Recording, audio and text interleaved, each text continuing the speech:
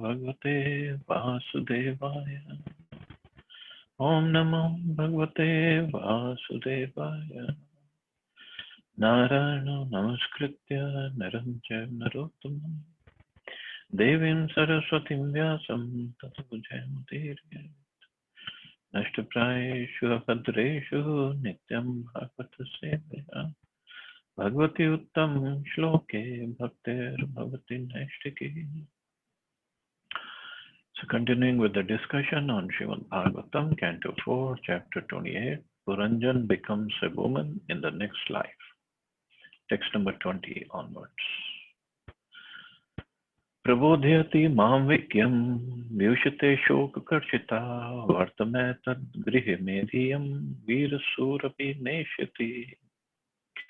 King Puranjan continued thinking how, when he was in a state of bewilderment, his wife would give him good counsel, and how she would become aggrieved when he was away from the home. Although she was the mother of so many sons and heroes, the king still feared that she would not be able to maintain the responsibility of household affairs. So at the deathbed, Puranjan is thinking of his wife, his sons, and his grandsons, especially his wife, because he was so attached to her. And in analogical terms, allegorical terms, so soul, when he is leaving the body, is thinking of the body, how he enjoyed the body throughout his life. At the time of death, King Puranjan was thinking of his wife, and this is called polluted consciousness. As Lord Krishna explains in Bhagavad Gita, the living entities in this conditioned world are my eternal fragmental parts and parcels. Due to conditioned life, they are struggling very hard with the six senses, which include the mind. The living entity is, after all, part and parcel of the Supreme Spirit, Krishna. In other words, Krishna's constitutional position and the living entity's constitutional position are the same qualitatively. The only difference is that the living entity is eternally an atomic particle of the Supreme Spirit. Mamevansho jivaloke jiva bhuta sanatana. In this material world of conditional life, the fragmental portion of the Supreme Lord, the individual soul, is struggling due to his contaminated mind and consciousness. As part and parcel of the Supreme Lord, the living entity is supposed to think of Krishna. But here we see that King Puranjan, the living entity, is thinking of a woman. Such mental absorption with some sense object brings about the living entity's struggle for existence in the material world. Since King Puranjan is thinking of his wife, his struggle for existence in the material world will not be ended by death. So, because he didn't have his mind under control, he's thinking constantly of his wife when he's leaving the body. And this is what Krishna says in 8th chapter. Whatever you're thinking, whatever your consciousness is, at the time of death, you'll get that kind of body. As revealed in the following verses, King Puranjan had to accept the body of a woman in his next life due to his being overly absorbed in the thoughts of his wife. Thus, mental absorption in social, political, pseudo-religious, national, and communal consciousness is cause for bondage. During one's lifetime, one has to change his activities in order to attain release from bondage. This is confirmed in Bhagavad Gita. Yagyarthat karmano anatra lokoyam karma bandhana. If we do not change our consciousness in this life, whatever we do in the name of social, political, religious, or communal and national welfare will be the cause of our bondage. This means we have to continue in material conditional life. As explained in Bhagavad Gita, Mana Shashtani Indriyani. When the mind and senses are engaged in material activities, one has to continue his material existence and struggle to attain happiness. In each and every life, one is engaged in the struggle to become happy. Actually, no one in this material world is happy, but the struggle gives a false sense of happiness. A person must work very hard, and when he attains the result of his hard work, he thinks himself happy. And that is false happiness in the material world. First, we work very hard. I would also give the example of working like an ass. And after working so hard, we get little piece of happiness or some comfort, and we think this is all in all. A person must work very hard. In the material world, people do not know what real happiness is. Real happiness must be appreciated by one's transcendental senses. Unless one is purified, the transcendental senses are not manifest. Therefore, to purify the senses, one must take to Krishna consciousness and engage the senses in the service of the Lord. Then there will be real happiness and liberation. So the soul made of Satchit and Ananda, it needs a real happiness. It is looking for the real happiness. But when we identify ourselves with the body, we think the bodily happiness or gratifying the senses is what will make me happy. In the process, we get attached to the body and the body byproducts. And then the birth, death, old age, disease continues every life. The living entity in the material world carries its different conceptions of life from one body to another, as the air carries aromas. If the wind passes over a garden of roses, it will carry the aroma of roses. And if it passes over a filthy place, it will carry the stench of obnoxious things. Similarly, King Puranjan, the living entity, now passes the air of his life over his wife, a woman. Therefore, he has to accept the body of a woman in his next life. So another thing is, it's not just at the time of death Puranjan was thinking of his wife, because throughout his life he was so attached to his wife, the consciousness became of a woman. So he had to take the body of a woman. Katham nu daraka dina darakir vaparayana vartishyante maigate bhinnanav ibodhadho. King Puranjan continued worrying. After I pass from this world, how will my sons and daughters, who are now fully dependent on me, live and continue their lives? Their position will be similar to that of passengers aboard a ship wrecked in the midst of the ocean. So King Puranjan, he's thinking of his sons and daughters. Or in allegorically terms, the soul, while leaving, is continuously thinking of the body, the different organs, different senses. Oh, how will they survive? What will happen to the body? At the time of death, every living entity worries about what will happen to his wife and children. Similarly, a politician who also worries about what will happen to his country or his political party. Unless one is fully Krishna conscious, he has to accept a body in the next life, according to his particular state of consciousness. Since Puranjan is thinking of his wife and children and is overly engrossed in the thoughts of his wife, he will accept the body of a woman. Similarly, a politician or so-called nationalist who is inordinately attached to the land of his birth will certainly be reborn in the same land after ending his political career.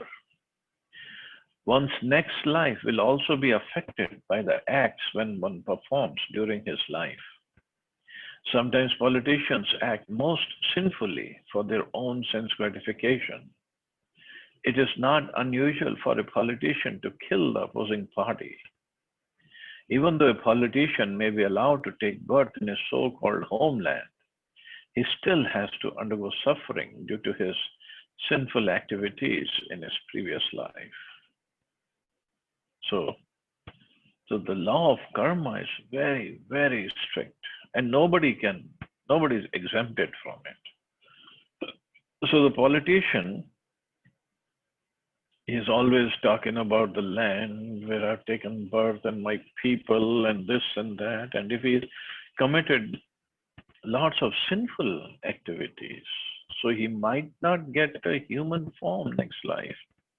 He might be born on this land, but in some other form, some other species, and continue on.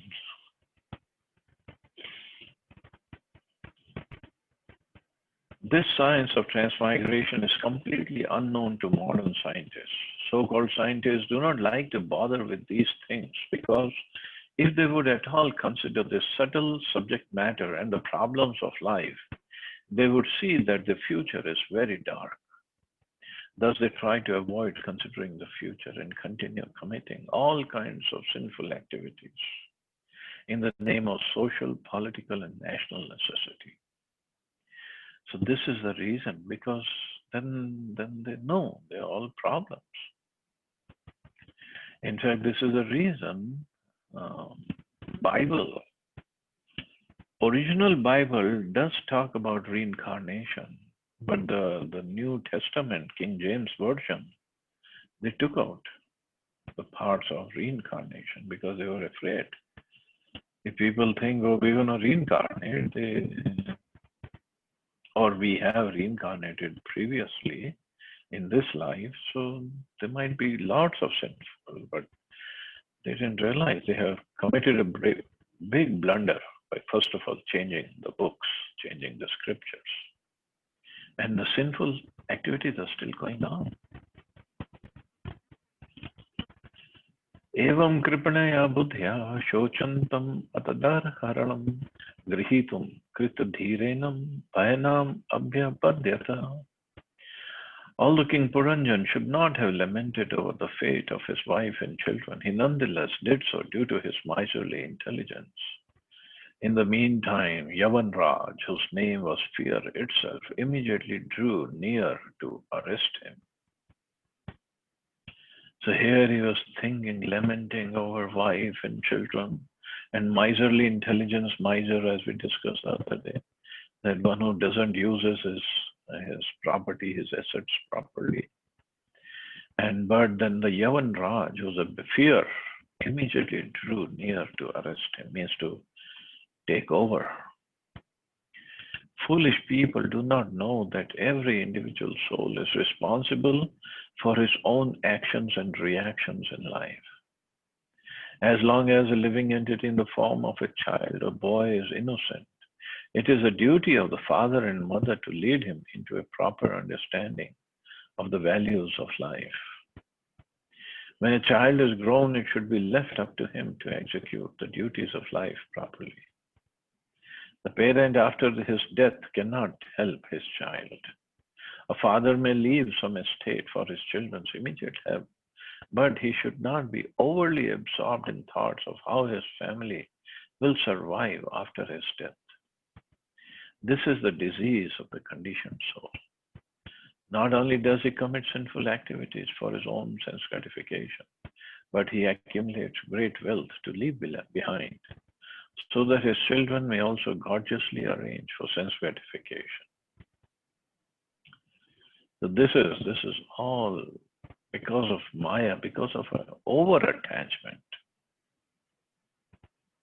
And then we accumulate great wealth, not just for next generation, but for 7 following generations. And this is what Prabhupada said. He's the living entity or a person. He's arranging for 7 generations, but he himself doesn't know where is he going next life. Who's going to take care of that? Here he says, every individual soul is responsible for his own actions and reactions. But we forget that. And then we waste our time and money and effort, everything. Whole life we waste. In any case, everyone is afraid of death, and therefore death is called bhaya or fear. Although King Puranjan was engaged in thinking of his wife and children, death did not wait for him. Death does not wait for any man. It will immediately carry out its duty. Since death must take away the living entity without hesitation, it is the ultimate God realization of the atheist who spoil their lives thinking of country, society, and relatives to the, to the neglect of God consciousness. In this verse, the word atad arhanam is very significant, for it means that one should not be overly engaged in welfare activities for one's family members, countrymen, society, and community. None of these will help a person to advance spiritually. So even for the welfare, social, material welfare activities, one should not engage overly. Unfortunately, in present day society, so-called educated men have no idea what spiritual progress is. Although they have the opportunity in the human form of life to make spiritual progress, they remain misers. They use their lives improperly and simply waste them thinking about the material welfare of their relatives, countrymen, society, and so on. One's actual duty is to learn how to conquer death. Lord Krishna states a process of conquering death. Janma karma chamintevya. So the real welfare activity, if we want to do, is to teach others about Krishna. Of course, that doesn't mean if somebody is hungry, we should not feed. Feed him, take care of him, but feed him prasadam. So that he gets some agyat sukriti, so sooner or later he can come on the path of bhakti.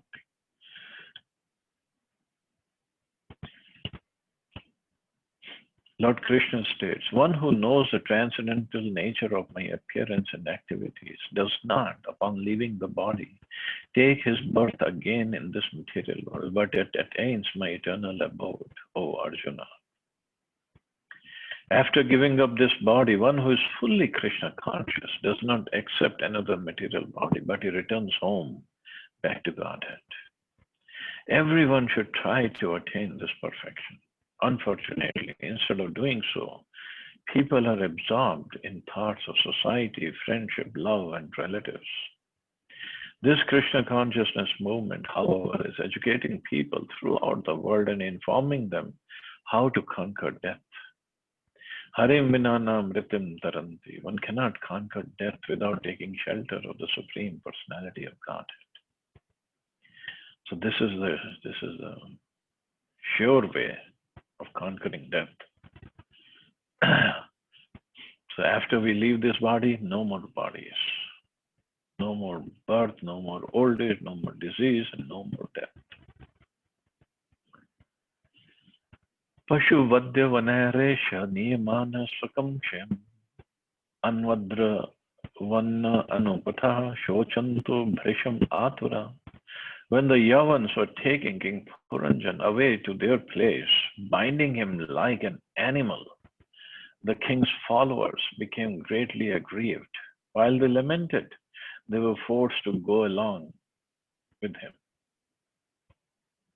When Yamaraj and his assistants take a living entity away to the place of judgment, the life air, and the desires, being followers of the living entity, also go with him. Means the subtle body goes with him. This is confirmed in the Vedas. When the living entity is taken away or arrested by Yamaraj, the life air also goes with him. Prano anukramati. And when the life air is gone, pranam anukramantam, all the senses, sarve prana, also go along.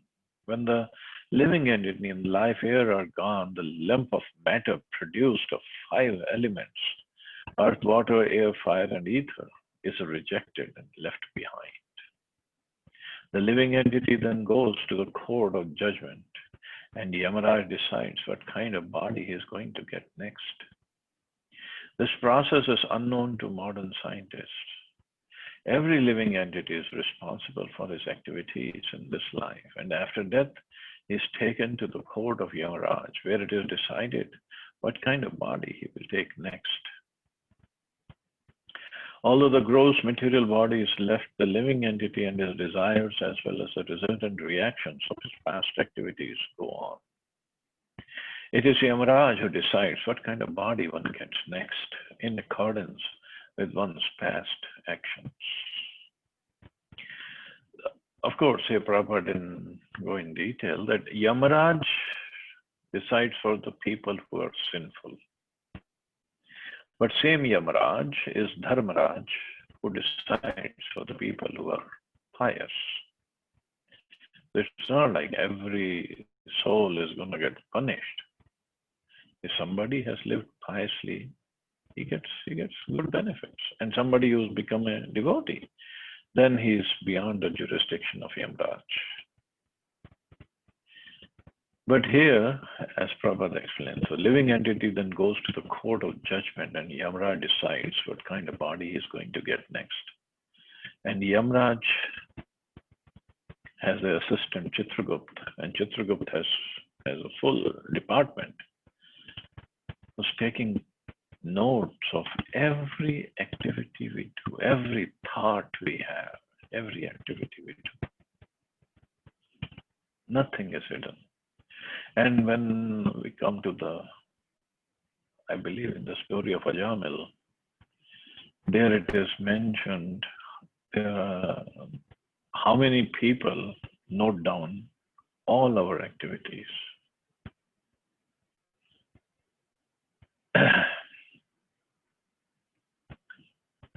They can't run away from this. And Yamaraj and Chitragupta has this full IT department, supercomputers. And the computer doesn't go down, there is no virus, it doesn't run out of space. That kind of supercomputer they have. Only thing is, if we get the mercy of a devotee or mercy of the Lord, when Nityanand Prabhu, he forgave Jagai and Madhai, and after that Chaitanya Mahaprabhu forgave Jagai and Madhai. Although they were very, very sinful. And Jagai and Madhai, they started dancing in the kirtan at the house of Srivas Thakur. And then Mahaprabhu was dancing, Jagai and Madhai were dancing, and seeing them, all the demigods appeared over there in the sky. And Yamaraji also came, Shivji came, Brahmaji, Narad Muni, everybody came. And they were all dancing and singing and their hands raised up in the air, Haribol, Haribol, they were dancing in the kirtan. And Shivji was dancing, his Damaru, where it went, nobody knew, he didn't know. And where the Trishul went, he didn't know. And Brahmaji was dancing. With all his four heads, he was chanting the names of Gauranga. Gauranga is so merciful. And Yamaraji was dancing. Nobody had seen Yamaraji dancing before. Yamaraji was very happy. He was dancing, seeing the dance of Chaitanya Mahaprabhu. And then dancing, he came to Chitragupta. And he asked Chitragupta, what kind of data you had on these two brothers? And Chitragupta said, my dear Lord, I had a full department, full department, so many people taking data, taking care of, or writing down the sin that these two brothers had committed, or they were committing. It goes on right now away. And he said they were committing so many sins. My people had to work extra overtime throughout the day and night, and they could not keep track of all the sins they had committed. they were committing. And my people, they were pretty much threatening me that we are quitting your job. We cannot work on this project. It's too much work. These two Jagai and Mada, these two brothers, Jagai and Mada, so sinful. But this mercy of Chaitanya Mahaprabhu, because he forgave them. So what he did, what Mahaprabhu has done is, he has taken all the data of the sinful activities of these two brothers and made them, crushed them, powdered them, and made them like a grain of mustard seed, and is threw it in the ocean. That's Chaitanya Mahaprabhu. And Mahaprabhu was ready to punish them, but Nityananda Prabhu stopped him. That's Nityananda Prabhu. He's more merciful than Chaitanya Mahaprabhu. So all they're asking us to just to chant the holy names of the Lord. And of course, Mahaprabhu, when he took the sins of Jagai and Madhai, he said, now no more sins. So Jagai and Madhai, they agreed, they surrendered. And after that, in fact, Madhai was very repentant, because he said, I hit Nityananda Prabhu. So he went to Nityananda Prabhu, asking for forgiveness. But Nityananda Prabhu had already forgiven him. But he asked, well, how can I redeem? So Nityananda Prabhu said, you two brothers, you go to this place, Ghat on Ganges. Actually, that Ghat is there where Chaitanya Mahaprabhu went for sannyas, for katwa, to get his hair shaved. Katwa, that now is called katwa. So there is a Ghat which is called Jagai Madhai Ghat, and he said, Nityananda Prabhu said, just go to that Ghat, make a nice place for everybody to come and bathe, and everybody and anybody who comes there, you beg forgiveness. Because they were saying how we don't know how many sins we have committed. We have pretty much offended everybody. So we cannot go everywhere. So Nityananda Prabhu said, just go there. And then people would come, and Jagai Madhai would serve them, would beg for forgiveness, fall at the feet of everybody who comes to that bathing ghat. And sometimes people would come, they would kick them, they would beat them up, beat up Jagai and Madhai, because they were had so much of grudge of all these years of sinful activity. And Jagai and Madhai would still fall at the lotus feet, asking for forgiveness.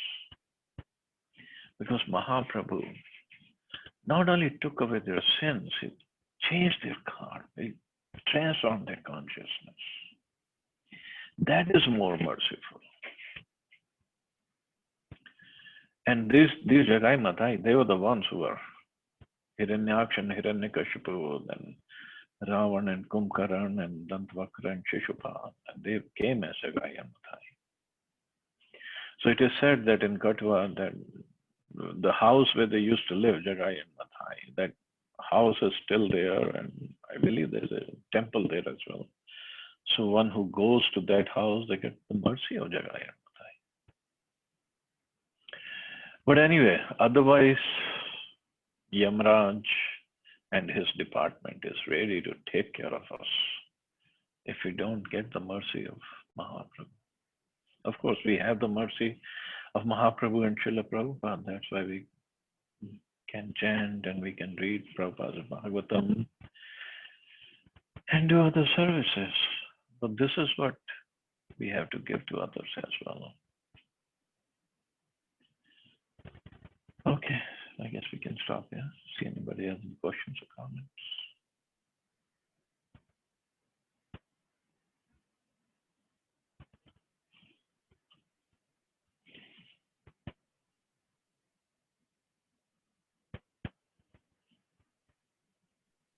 Thank you very much, Prabhu, for this beautiful pastime of Chaitanya Mahaprabhu and Jagai and Madhai. For 1 minute, I felt maybe I am like this Jagai and Madhai, and I already delivered by Chaitanya Mahaprabhu.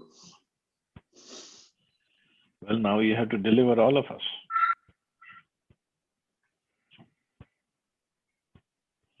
Jagai and Madai did not deliver anybody. They did. Now anybody who goes to that place, he gets a mercy. But you are more qualified there. You are sitting in the position above me and you delivered me. Yeah, Mahaprabhu's mercy came to Prabhupada and it came through Prabhupada to all of us. And you are one above the line. So you are delivering all of us. I'm way below. I'm way below the line.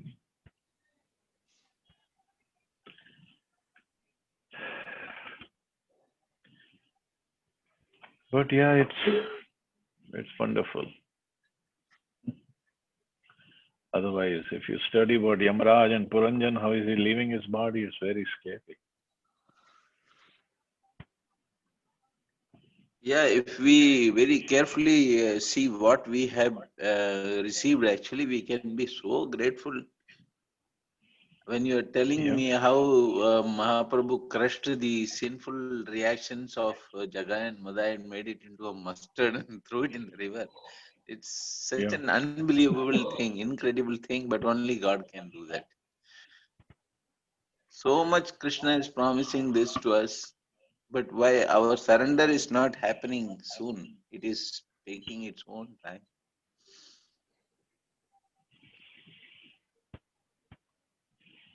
Yeah, then Krishna will make arrangements. And the problem is when he makes arrangements, they are not very palatable. He's making it in such a way that we don't get crushed and destroyed.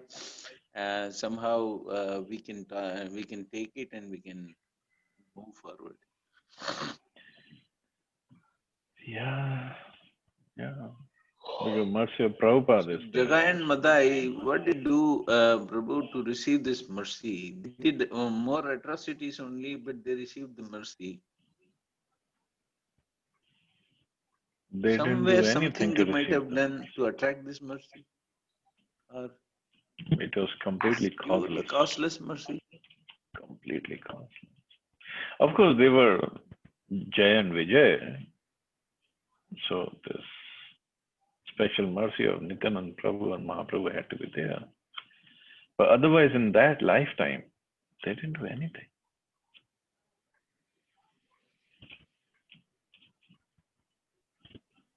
It is one of the most wonderful pastimes. Every time we think about it, so we become so hopeful and so encouraged that we are not so bad. We will definitely get the mercy.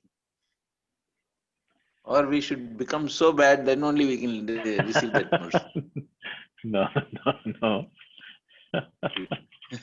No, we don't have to become that bad.